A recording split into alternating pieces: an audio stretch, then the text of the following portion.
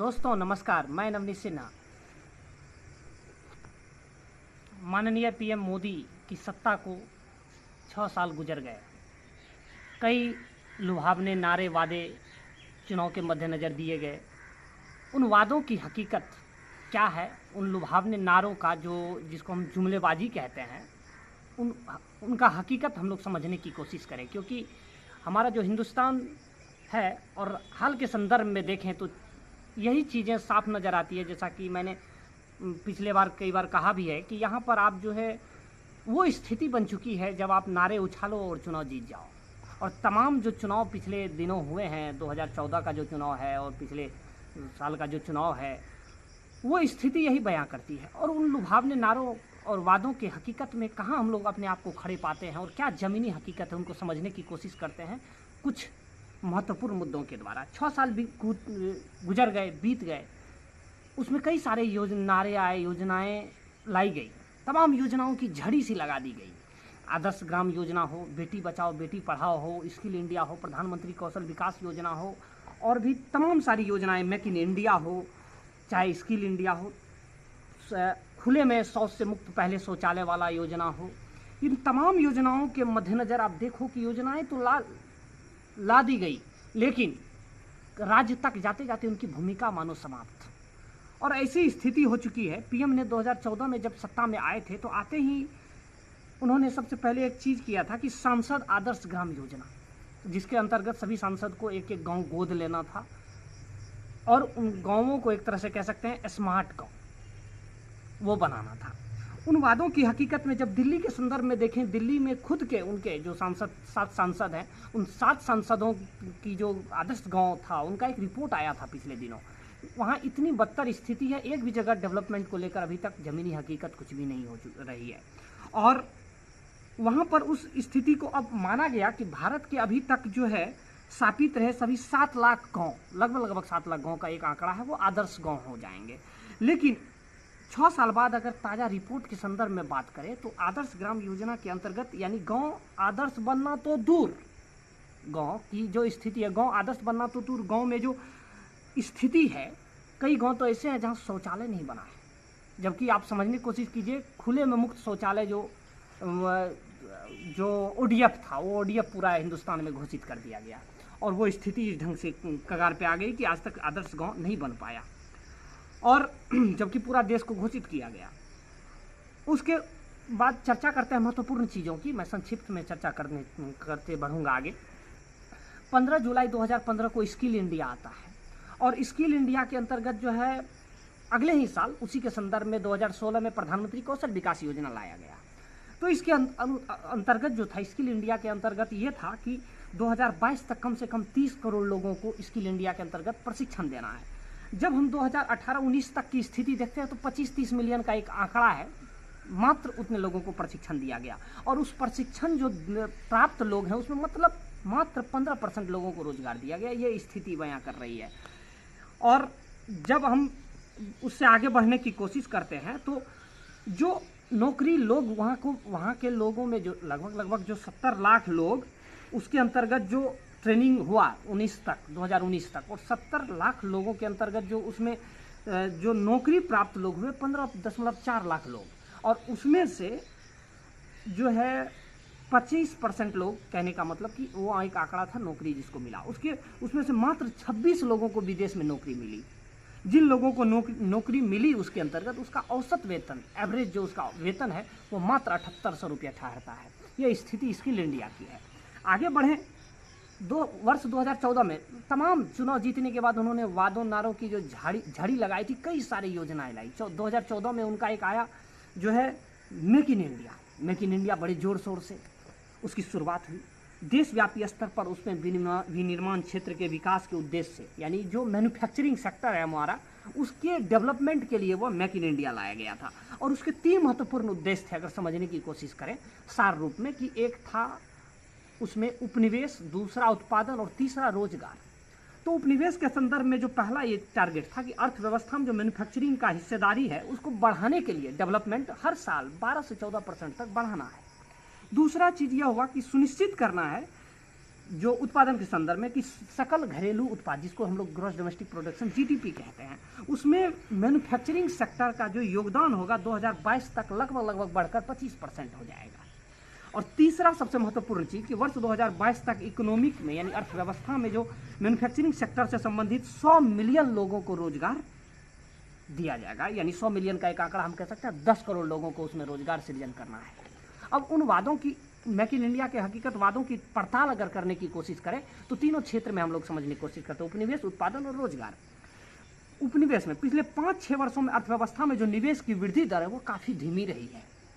आर्थिक सर्वेक्षण 2018-19 में रिपोर्ट पढ़ रहा हूँ, 2018-19 के अनुसार जो है अर्थव्यवस्था में कुल निवेश को प्रदर्शित करने वाला जो सकल अस्थायी पूंजी था, उसमें निर्माण में 2013-14 में जीडीपी का 31.3% था, वो 2017-18 में घट करके 28% पर आ गया, यानी 3% डाउन हो गया। उसके बाद आगे बढ़ते हैं कि उसमें सार्वजनिक क्षेत्र की जो भागीदारी थी वो थी ही लगभग कमोबेश स्थिति लगभग यही थी। निजी क्षेत्र की हिस्सेदारी अगर देखें तो 24.2% से घटकर वो 21.5% हो गई। ये उपनिवेश को लेकर था।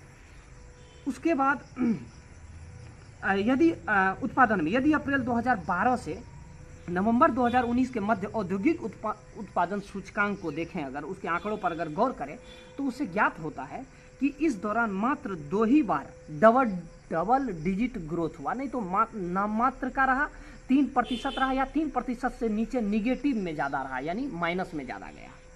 ठीक। उसके बाद तीसरा रोजगार के संदर्भ, हाल में एक सेंटर फॉर मॉनिटरिंग इकोनॉमी होता है CMEI, उन्होंने बेरोजगारी दर के संबंध में एक आंकड़ा जारी किया और जारी किया उस आंकड़ा को समझने की कोशिश करते हैं। उसके मुताबिक सितंबर-दिसंबर 2019 के दौरान पिछले साल भारत की बेरोजगारी दर बढ़कर 7.5% हो गई। आप समझ सकते हैं, जमीनी हकीकत को समझा रहा हूँ मैं।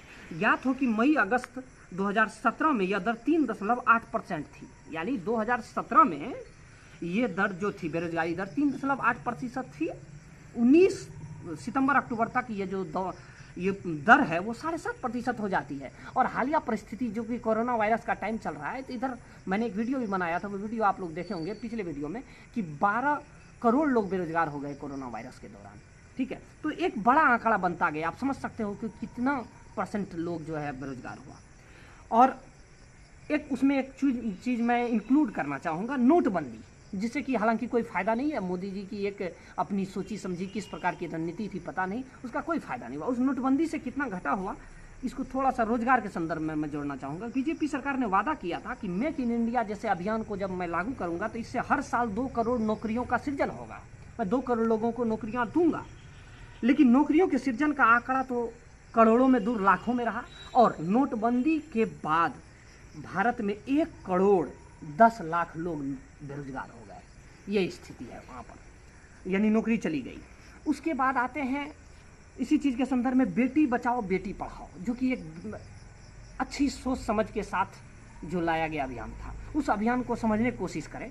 यह बेसिकली था लिंगानुपात बढ़ाने के लिए, चूँकि 1000 के जो रेशियो में लड़की पैदा हो रही है वो बहुत कम रेशियो है उसको बढ़ाने के लिए और जो पक्षपात होती है उसको मिटाने के लिए। तो बेटी बचाओ बेटी पढ़ाओ जो 2015 में भी वो लाया गया, जस्ट 1-2 साल के अंदर में, तो उसका अभी का मैं रिपोर्ट बता रहा हूँ आपको, 56% बेटी बचाओ बेटी पढ़ाओ का 1200 करोड़ का जो बजट लाया गया था, शायद 1200 करोड़ का था, तो उसमें 56% बजट सिर्फ और सिर्फ उसके प्रचार प्रसार पर खर्च किया गया। आप समझ सकते हो कितना बड़ा घपला किया गया है। और 2014 से 19 के दौरान अगर समझने की कोशिश करें तो 648 करोड़ उसमें किया गया आवंटन, जिसमें 159 करोड़ मात्र जिले तक पहुंचते हैं और बाकी का जो 364 करोड़ है वो मीडिया में प्रचार में खर्च कर दिया जाता है। ये बेटी बचाओ बेटी पढ़ाओ का हश्र है। और यूनिसेफ ने जो संस्था है उसने चाइल्ड सेक्स रेशियो जारी किया, उसमें 195 देश में जो आंकड़ा जारी किया कि किस प्रकार से चाइल्ड सेक्स रेशियो, उसमें भारत को 41वां स्थान दिया गया है, यानी कि भारत 40 देश से पीछे चल रहा है, ये स्थिति है। अब नेशनल क्राइम रिकॉर्ड ब्यूरो के अनुसार से महिलाओं की स्थिति क्या बदली बेटी बचाओ बेटी पढ़ाओ के अंदर में, वो समझने की कोशिश कीजिए, आप लोग खुद ब खुद समझिएगा। देश में, हमारे हिंदुस्तान में हर घंटे में 4 बलात्कार होते हैं। अब इस आंकड़ा को अगर आप देखोगे तो यानी हर 15 मिनट में एक बलात्कार होता है। ठीक, 2015 जिस साल बेटी बचाओ बेटी पढ़ाओ योजना लाया गया, समझना चाहिए अंधभक्तों के लिए खास करके ये समझना चाहिए, 2015 में जिस वर्ष लाया गया उसमें 34,651 रेप हुए हैं हिंदुस्तान में, जबकि 2012 में वो आंकड़ा अगर हम देखते हैं जो मोदी गवर्नमेंट के पहले, तो वो लगभग था आपको 12,000 का आंकड़ा शायद। हर जो है आप देखें अगर 38 दिन में हर 4 घंटे में एक गैंगरेप हो रहा है हिंदुस्तान में।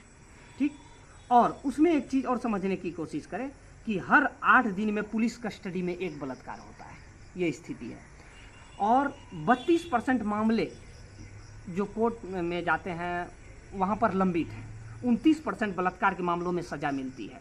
अब आंकड़े वो बेटी बचाओ बेटी पढ़ाओ के बाद के कांड आप देखो कि कई सारे कांड हुए। हाल में हैदराबाद डॉक्टर गैंगरेप की घटना हुई, उसके बाद उससे पहले भी मनमोहन सिंह की सरकार में निर्भया कांड हुआ, इसके बाद का मैं अभी का बता रहा हूँ, कठुआ गैंगरेप हुआ, उन्नाव हुआ, मुजफ्फरपुर बालिका गिरीकांड जिसकी मैं चर्चा जो बड़ी हाई प्रोफाइल घटना के तौर पर सामने आई।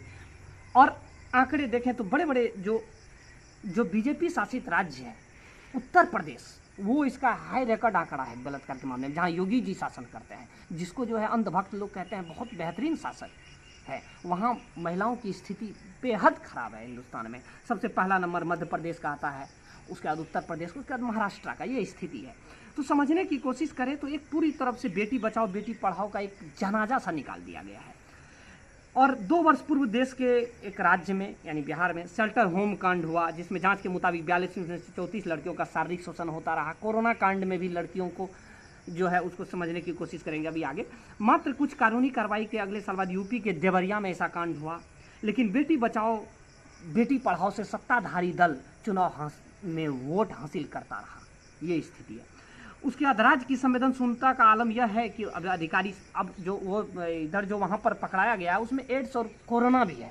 अब राज्य की संवेदनशीलता समझिए किस ढंग से गिर सी गई है उत्तर प्रदेश में कि वहाँ के अधिकारी सफाई दे रहे हैं कि लड़कियाँ यहाँ अन्य जिलों से लाई गई थी जिनको एड्स हुआ कोरोना भी हुआ, वहीं गर्भवती हुई है जहाँ से लाया गया, तो सिर्फ यहाँ उन्हें कोरोना हुआ है। वे इस बात से भी मुकर जाते, और समझने की कोशिश की, वे इस बात से भी मुकर जाते, लेकिन ये लड़कियां इस महामारी के पहले से वहां रह रही है, ये स्थिति है।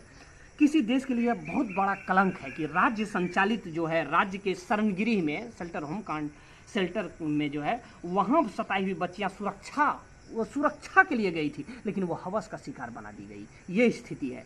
और वहाँ जो गर्भ धारण करती है एड्स या कोरोना से वो ग्रस्त है, जीवन मौत का संघर्ष कर रही है। तो इन तमाम नारोवादों का क्या आखिरकार क्या मोदी सरकार, क्या आपने इन नारोवादों के मद्देनज़र जो 6 साल जो आपका शासनकाल रहा, ये नारेवादे की हकीकत तो बड़ी गंदी हकीकत है।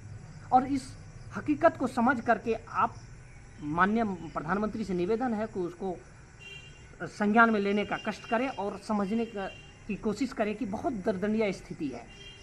और जब आप 7 RCR में गुजारते हो तो कभी कभी ज़मीन पर आकर के समझने की कोशिश करो और देखो कि क्या दर्द है, क्या स्थिति है आपके नारे वादे योजनाओं की। और अंधभक्त को तो खास करके मैं कहना चाहूँगा कि अंधभक्ति में मत रहो, ज़मीनी हकीकत को समझने की कोशिश करो। धन्यवाद, जय हिंद।